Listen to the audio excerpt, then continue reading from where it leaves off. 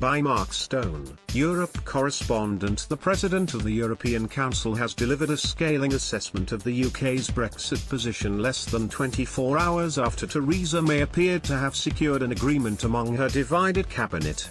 In comments which appear to make no attempt at diplomacy, Donald Tusk said the Prime Minister's Brexit plan is based on pure illusion. "I am glad that the UK seems to be moving towards more detailed position.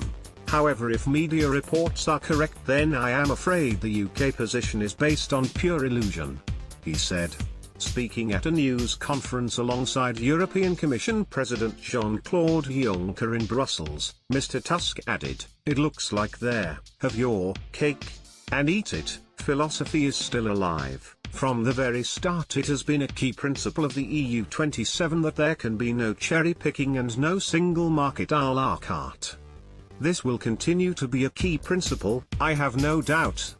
Mr. Tusk's blunt assessment follows the emergence of optimism from the UK cabinet after their away day at Chequers on Thursday. Senior ministers suggested agreement had been reached, following their marathon talks at the Prime Minister's country retreat, on the UK's desired outcome for Brexit, which would see close future alignment to EU regulations in some areas, but no alignment in others. Responding to Mr. Tusk's remarks, British sources told Sky News that Mr. Tusk should probably wait until the UK position is set out properly before passing judgment. May faces prospect of fresh Brexit rebellion. Mr. Tusk will meet Mrs. May in London on Thursday before she delivers a key speech on Friday. Earlier, the Irish Prime Minister called on the UK government to provide real detail in its Brexit position, as he arrived at a summit of EU leaders in the Belgian capital.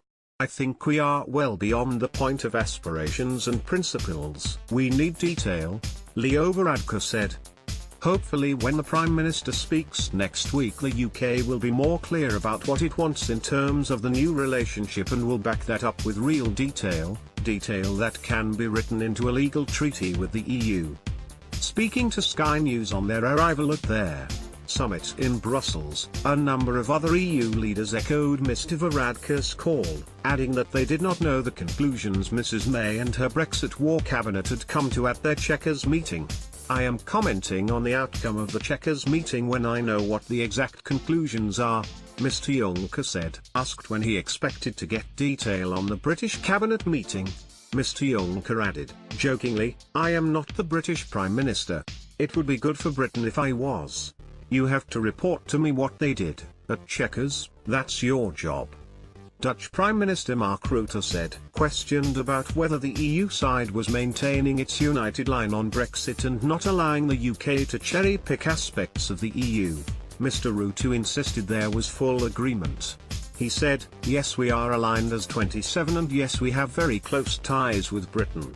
That's why, as good friends, we can bring the difficult messages like I did last Wednesday in Downing Street, asking Theresa May to be as clear as possible on what she wants to achieve. I really believe that as 27 we have a reasonable position, that we want to stay as closely associated with the UK as possible, but for example, membership of the internal market means serious obligations, membership of the customs union means serious obligations. So it's always, if you want something, there are certain rules you have to abide by." Meanwhile, Mr. Varadkar added, "It's not à la carte. It's not possible to be aligned with the European Union when it suits and not when it doesn't. That's not possible, and I think the UK really needs to square that circle, and it doesn't appear to me that that circle has yet been squared." But in language that will be seen as encouraging by the British government, the President of the European Parliament, Antonio Tajani, repeated a phrase often used by Mrs. May. "The UK will be outside the European Union but not outside Europe," he said. "We are working all together for a good Brexit. For us it's important to achieve good solutions." Mr. Tajani's views could be increasingly important.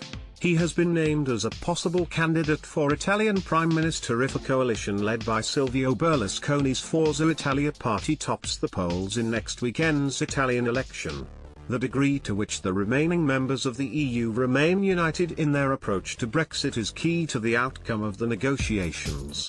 Some countries, like the Netherlands and Belgium, with closer trade ties to the UK, are concerned about the impact of a hard Brexit on their local economy and may push for a softer Brexit. While the British government has yet to explicitly outline the type of Brexit it wants to secure, Mrs May has repeatedly said that she wants a bespoke deal rather than opting for an off-the-shelf model like a Canada-style trade deal or a Norway-type relationship.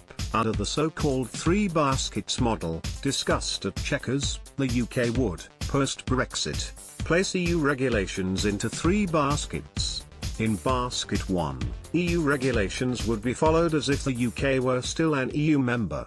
In Basket 2, the objectives of EU regulations would be the same, but would be achieved in a different way. And in Basket 3, areas where the UK would diverge completely from the EU approach, although seen as a